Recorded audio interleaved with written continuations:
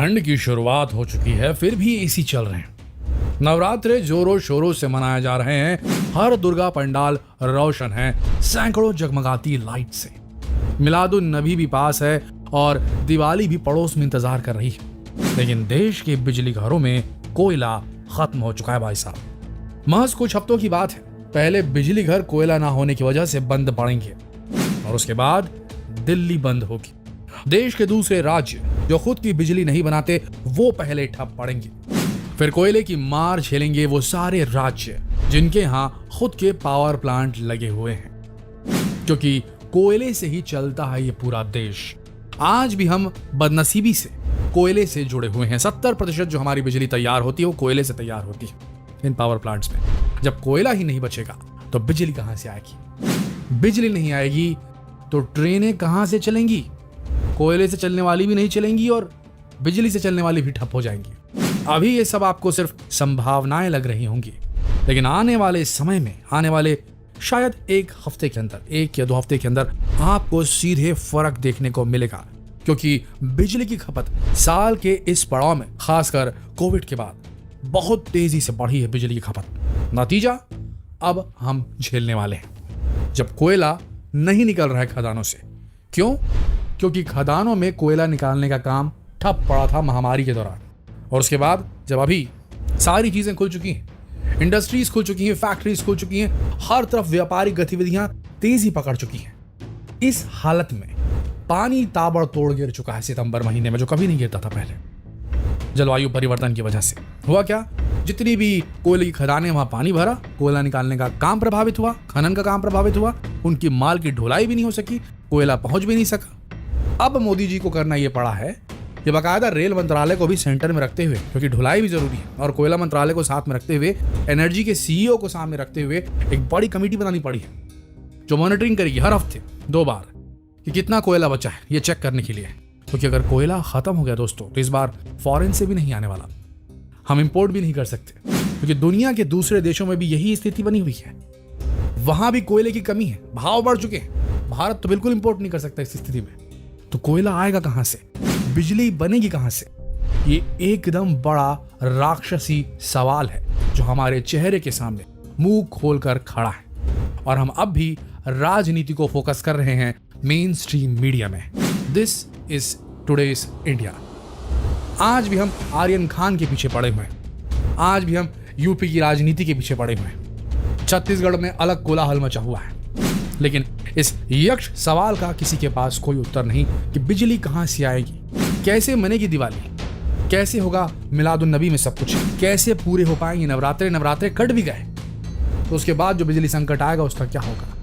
सोच के देखिए दोस्तों, इस सवाल का जवाब भले ही भविष्य के पास हो, लेकिन हम इस समस्या के लिए कितने तैयार हैं ये सोचने वाली बात है। दुनिया के जितने देश हैं, खासकर यूरोपीय देश, इन्होंने non renewable sources of energy की तरफ अपना रुख करना शुरू कर दिया है। ग्रीन एनर्जी सोर्सेज की तरफ ये रुख कर चुके हैं, जहां कोयले से नहीं, सोलर एनर्जी से इलेक्ट्रिसिटी बनाई जाएगी। टेस्ला वालों ने टेस्ला रूफ बना दी है, अमेरिका के एलॉन मस्क ने।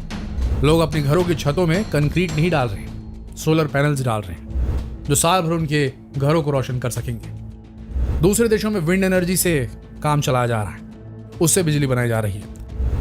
समुद्रों की वेव से भी इलेक्ट्रिसिटी बनाने का काम शुरू हो चुका है। लेकिन यहां भारत में हम जूझ रहे हैं एक लचर राजनीतिक तंत्र से, एक लचर अफसरशाह तंत्र से, जहां अगर कोई योजना पास होती है कि 100 रुपए फलाना को मिलना चाहिए, तो वो 100 रुपए फलाना को मिलने के चक्कर में 200 रुपए खर्च हो जाते हैं, लेकिन फिर भी 100 रुपए का बेनिफिट सामने वाले को 50 रुपए का बेनिफिट तक नहीं मिल पाता। ये रियलिटी पहले भी थी और आज भी है। इसका जिम्मेदार कौन है? अभी साल भर पुरानी बात है, साल भर भी पूरे नहीं हुए, कोरोना ने जोरदार कहर मचाया था हमारे देश में, ताबड़तोड़ कहर मचाया था। प्राकृतिक आपदा थी ये, नेचुरल डिजास्टर माना जा सकता है इसे। क्या उत्तर था हमारे पास? कितनी अर्थियां उठी, कितनी लाशें जली, आपके सामने था सब कुछ। क्या कर पाया ये लचर राजनीतिक तंत्र? कल को कोयला खत्म हो जाएगा, क्या कर पाएगा ये राजनीतिक तंत्र, ये अफसरशाह तंत्र? सिर्फ एक दूसरे से कमेटी बनाते रहेंगे, जांच करते रहेंगे, आपको कुछ नहीं मिलने वाला। जागो दोस्तों, जागने का वक्त आ चुका है। वो भारत गया 1970 का, 1960 का, 1950 का, 1980 का, 1990 का। आज की तारीख में भारत में जितनी साक्षरता है वो बहुत है। इसे अनपढ़ देश समझने की गलती मत कीजिएगा। हमें हमारा फ्रेम ऑफ माइंड समझना पड़ेगा। हमारा फ्रेम ऑफ माइंड धर्म के इर्द गिर्द नहीं घूमना चाहिए, राजनीतिक चाटुकारिता के इर्द गिर्द नहीं घूमना चाहिए, पहले अपना बाद में दूसरे का, इस तरफ नहीं जाना चाहिए। आपका लड़का अगर सिविल इंजीनियर बन गया है, वो कहीं पर असिस्टेंट इंजीनियर के पद पर पहुंच गया है, तो इसका मतलब ये नहीं कि वो सड़क बनाने के लिए घूस ले ठेकेदार से, और ठेकेदार कमजोर किस्म का मटेरियल इस्तेमाल करे और वो जो घूस कमाए उससे उसका रुतबा बढ़ जाए। यही तो हो रहा है ना। लोग अपना सोच रहे हैं, सबका नहीं सोच रहे हैं। इस फ्रेम ऑफ माइंड को चेंज करने की सख्त जरूरत है। नहीं तो आप ये सोच रहे हैं कि आपके पास, आपके घरों में, आपकी तिजोरियों में अगर घूस का पैसा भरा पड़ा है, आप उसका इस्तेमाल करेंगे। तो याद रखना, जब प्राकृतिक आपदा आई थी तो क्या नेता, क्या मंत्री, क्या डॉक्टर, क्या इंजीनियर, क्या बड़ा आदमी, क्या छोटा आदमी, सब एक साथ धरती पे लेटे थे, लकड़ियों पे लेटे थे। याद रखिएगा ये बात। और जब कोयला खत्म हो जाएगा ना, तो आपके जो महंगे महंगे साउंड सिस्टम्स हैं जो आपने अपने घरों में जमा के रखे, महंगे महंगे एसीज, महंगी महंगी गाड़ियां, ये सब कुछ नहीं चल पाए क्योंकि बिजली होगी नहीं। क्या कर पाएंगे आप? धन इकट्ठा करने से कुछ नहीं हो सकता। हम इंसान एक सोशल बीइंग है। हमें अपने से पहले दूसरों का सोचना सीखना होगा। हो सकता है इसके लिए आपको थोड़े से अपने पर्क्स को जाने देना पड़े। आपके टेबल के नीचे से जो पैसा आ रहा है उसे मना करना पड़े। हो सकता है अपने बच्चों को कोई फॉरेन से आने वाले गिफ्ट के लिए रुकने के लिए कहना पड़े, लेकिन इससे देश का भला होगा, फिर आपका ही भला होगा। नहीं तो होगा ऐसा ही, आपके पास सब कुछ रहेगा और कोरोना जैसा कोई नेचुरल डिजास्टर आएगा और आपसे आपकी जिंदगी छीन कर चला जाएगा। ये कोयला खत्म हो जाएगा और आप अपने त्योहार नहीं बना पाएंगे, जबकि आपके पास हर फैसिलिटी, सुविधा, धन दौलत मौजूद है। समझ रहे हैं? ये जो ग्लिम्सेस आ रहे हैं, जो झलकें दिखाई दे रही हैं अभी के समय में, ये उसका एक बहुत बड़ा नमूना है। अगर कोयला वाकई में खत्म हो गया, अगर मोदी सरकार ने जल्दी कोई व्यवस्था नहीं की, अफसरशाहों ने सही तरीके से काम नहीं किया और बिजली गुल हुई, तो बहुत बड़ा संकट आ जाएगा दोस्तों।